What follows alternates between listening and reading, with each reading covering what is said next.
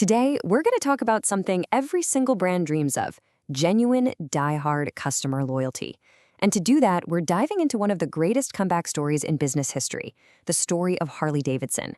So how did they pull themselves from the brink of collapse and build a legendary community? Let's get into it. First off, let's just bust a huge myth. You know that idea that to be successful, to really sell something, you have to be aggressive and pushy?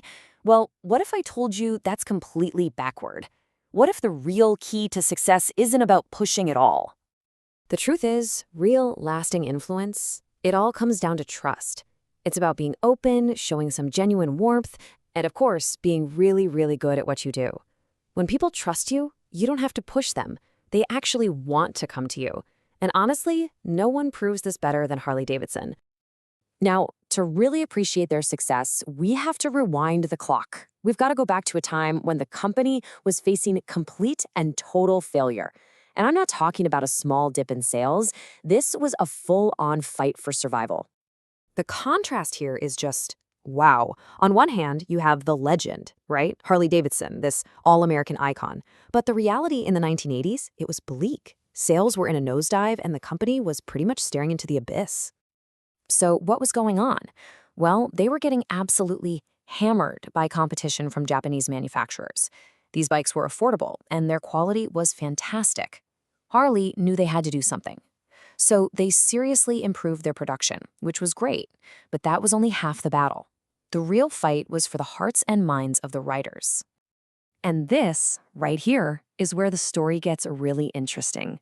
Instead of just trying to sell more motorcycles, Harley-Davidson did something genius. They decided to sell something way bigger, a sense of belonging. They set out to build a community. And they did this by creating HOG, the Harley Owners Group. Now, this was not your average fan club. Oh no, this was a masterclass in strategy designed to forge these deep emotional bonds with customers. It was all about making people feel like they were part of a tribe, a family. So how did it actually work? It was all about connection. You had company managers, actual executives, showing up at rallies and just talking to customers. They'd demo the new bikes right there on the open road. Every ad they ran hammered home this image of community and rebellion. And the results? They were incredible. The club became this powerful loyalty machine, with 2/3 of customers renewing their membership every single year. And listen, this wasn't some little side project. The company's former chair, Rich Tierlink, said it himself. The Harley Owners Group was maybe their single most important program. It was a core part of their strategy, right up there with listening to their own employees. It just goes to show how much they valued people, both inside and outside the company walls. Okay, so what was the end result of all this? What happens when you stop just selling a product and start building a real community? Well, the payoff was, frankly, almost unbelievable. 90%. Let that sink in for a second. 90%. Harley-Davidson achieved a 90% customer loyalty rate. In any market, that number is absolutely staggering. It's just a massive testament to the power of building real trust and belonging. And here's the really brilliant part. This wasn't a one-time win. It created what's called a virtuous circle.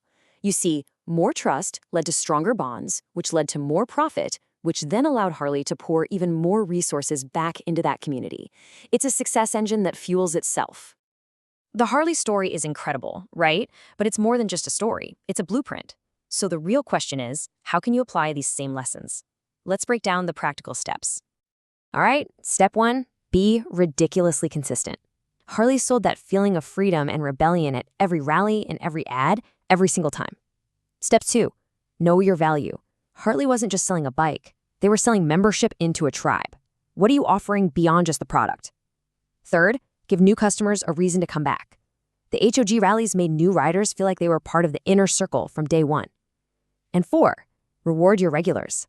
The whole HOG program was basically one giant reward system for their most loyal fans, making them feel seen and appreciated. Next up, step 5, you have to be competitive. Harley knew their bikes had to be high quality just to be in the conversation. You've got to know your competition. 6, make things easy and enjoyable. HOG made it incredibly simple to find and connect with other riders. How can you make your customer's life easier? 7, be reliable. Before any community could happen, Harley had to rebuild trust in the product itself. Your foundation has to be rock solid. And finally, number 8, never ever stop improving. Harley managers literally went to rallies to listen.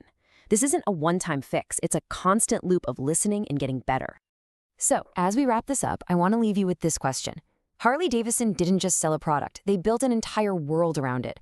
So whether you're running a business, a YouTube channel, or you're just passionate about an idea, think about it. What community can you build? Because that is where real, lasting loyalty is born.